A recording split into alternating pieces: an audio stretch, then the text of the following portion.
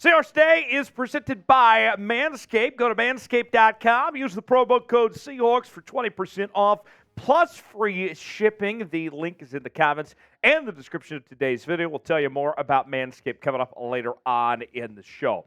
We have a lot to cover on this edition of the program with the latest roster moves involving your Seattle Seahawks ahead of their Week 12 John Madden Thanksgiving Celebration matchup against the San Francisco 49ers on Thursday night. Let's start off with the injury front, as we learned today that Jerrick Reed is out for the season, according to ESPN's Adam Schefter, with a torn ACL. The rookie had been very good at times this year for Seattle, was really starting to come along, was an impact player in particular on special teams, the NFL's third leading special teams tackler this season, and was a nice rotational piece in that loaded safety room. He's done for the year. Unfortunate for him, but not the last you'll be hearing from Jerrick Reed with the Seattle Seahawks for the 6th-round pick out of New Mexico. So wish him nothing but the best and hope to see him back in the football field very soon in 2024. More to come here on Seahawks Today, but first, between now and kickoff, we are doing a sub-battle with our 49ers channel to see who can get the most new subscribers this week. Chase and the gang, they're leading the charge with about 400 new subscribers. We're a bit behind at 345, but I believe that we can make it happen. Sub for Seahawks Dubs. You want to beat the Niners? You want to show why we're the best fans in the National Football League? Subscribe now for free, and we'll continue with today's show. Let's get rolling here with Kenny McIntosh. The rookie running back out of the University of Georgia has been cleared for his debut, as we will see him play on Thursday night for the very first time for Seattle. In the words of Heath Ledger as the Joker, here we go. Are you ready for that? How was that? I got to tell you, much anticipated. We've been waiting for this one for a long time to see Kenny McIntosh finally enter the football field. And I got to tell you, you better have the computer turned on and get the McIntosh rolling, because you're going to need Kenny McIntosh in this debut with the injury to Kenneth Walker. Still kind of waiting to see how long he's going to be out here. Kenny McIntosh should see playing time right away in his first game with the Seahawks. This guy had a really good college career, was a 2-time national champion with the Georgia Bulldogs, known for his abilities as a pass catcher in particular. And the belief is that Kenny McIntosh is going to find his way to eventually replacing DJ Dallas and being a third down back of sorts for the Seahawks, and using those receiving skills in particular to the best of his abilities. And the Seahawks used Kenny McIntosh quite a bit in the offseason. At one point, with all the injuries that had happened, he was getting first-team reps at that RB1 position. And we've heard Pete Carroll and Shane Waldron say a lot of glowing things about Kenny McIntosh, that they feel very confident in his capabilities. Now, he's not the fastest guy. He ran about a 4.6 at the combine, but he still has the ability to have that burst. And his pass-catching abilities, he doesn't make it look difficult. A very natural pass catcher, Kenny McIntosh is. The scouting report on McIntosh, according to NFL media draft scout Lance Zierlein prior to the draft, goes as followed. Best suited for a complementary role that allows him to explore the flanks of the offense instead of trying to pound and create between the tackles. He lacks the vision to recognize and exploit opportunities quickly and the elusiveness to dart in and out of developing run lanes. He's more than capable of finding big runs over the tackles and becomes a more physical finisher as the run progresses. McIntosh has excellent hands and the potential to mismatch coverages. When isolated out of the backfield, he could become an RB2 with full-time third down reps. So there you have it from Lance Zierlein there. A glowing review. Zierlein had him rated as about a 4th or 5th round grade, and Seattle got him in the 7th round. So I know there was some frustrations. Why you taking 2 running backs in the draft? What the hell? What are you doing here, right? Well, when you see all the injuries that stacked up, Pete Carroll and company knew exactly what they were doing drafting Kenny McIntosh when they did, and I think they're going to like the product that they see out of Kenny McIntosh there. So very exciting to see Kenny McIntosh make his debut. Now the question becomes, when Kenneth Walker does come back, does Kenny McIntosh stay around? Will we see him stay on the active roster? What's the investment for Seattle and Kenny McIntosh? Is he going to stay around or not? It's our pinned comment today. Weigh in. Tell me what you think. Y for yes, N for no. Are the Seahawks all in on Kenny McIntosh long-term or not? Let me know what you think.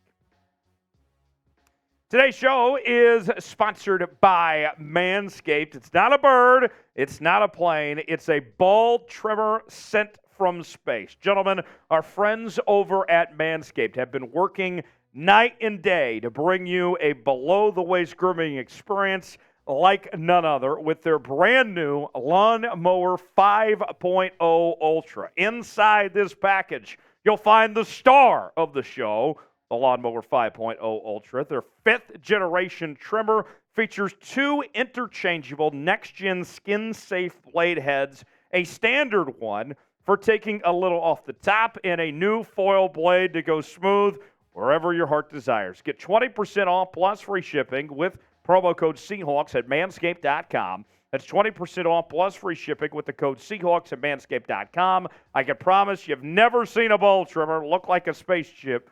Get yours today from our folks at Manscaped. Tell them that Tyler Jones, that he's trimming his balls with Manscaped, and I want to do the same too at manscaped.com, promo code Seahawks. All right, next up, Coby Bryant. Very good news for the second-year corner/safety. His 21-day window to making a return has opened as the Seahawks dealt a crucial loss a couple months ago when he had that toe injury that placed him on IR. So now how this works for Coby Bryant is within the next 21 days, this is a warm-up period for the Mamba to make his return. He does not count against the 53-man roster for these next 21 days. And in that stretch, the Seahawks can figure out, all right, is Coby Bryant going to be okay to get to full strength and to get back on the 53-man roster, which they could obviously use him with his injury to Jerrick Reed that's going to knock him out for the rest of the year. Or does he not quite get up to full strength and he goes back to IR? That's what they have to figure out over this 21-day period. Coby Bryant has shown a lot of versatility. We've seen him play corner. We've seen him play safety.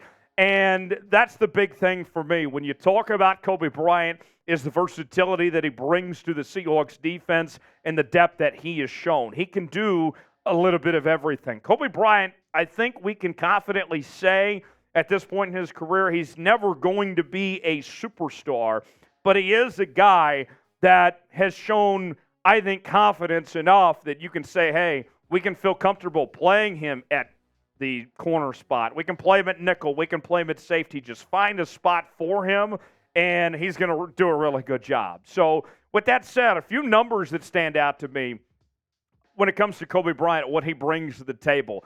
Very solid in run defense last season. In 2022, had a near 72 grade by Pro Football Focus.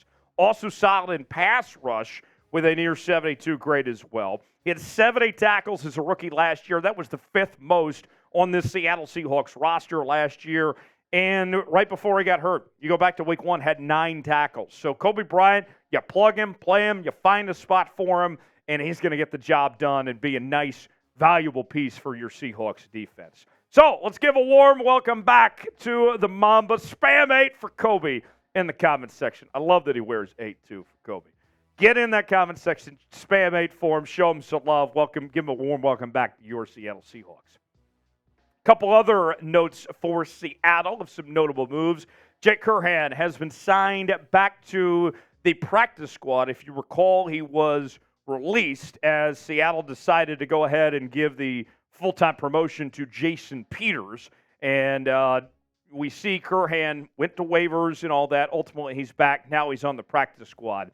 And Seattle liked what they saw from Jason Peters. Can't blame them for making that decision. In fact, it was the right call by Pete Carroll and John Schneider to roll with Jason Peters on that active roster. But got to give credit to Jake for stepping up while Abe Lucas was out, and they were still trying to get Jason Peters up to speed. For a guy of Jake Curhan, when there was low expectations, right? Everybody was in full-on panic mode when we saw Abraham Lucas and Charles Cross go down in week 1. He held his own for the most part. Pass blocking grade wasn't great, but his overall grade was good enough to get by. His run block grade was okay, 67.1. And you think about those games like against the Lions or the Giants where Curhan really found ways to get the job done. Credit where credit's due. Respect to Jake for helping the Seahawks out when they needed him. He answered the call and did better than I think what was expected of him filling that role there. Also, one other note for the Seahawks on the practice squad front, as Okada was reverted to the practice squad. And with Okada, this is a guy that's just a nice project player of sorts. He played for Montana State and has experience both as a corner, that nickel spot, also safety, but still some work to do to get him up to full speed where he could be potentially contending for playing time. But not a bad guy to have in the locker room just to see if you can find a way to potentially find a role for him down the road. With that said, now all these roster moves and changes we've seen over the last few days, how you feeling about this Seattle Seahawks team? Grade it for me in the comment section. A, B, C, D, or F. Where you feel about this Seahawks roster. Let me know what you think. For more Seahawks coverage, subscribe to the channel. We're going to be live coming up on Thursday night for Seahawks and 49ers. We will see you then. Thanks for joining us here on this edition of Seahawks Today.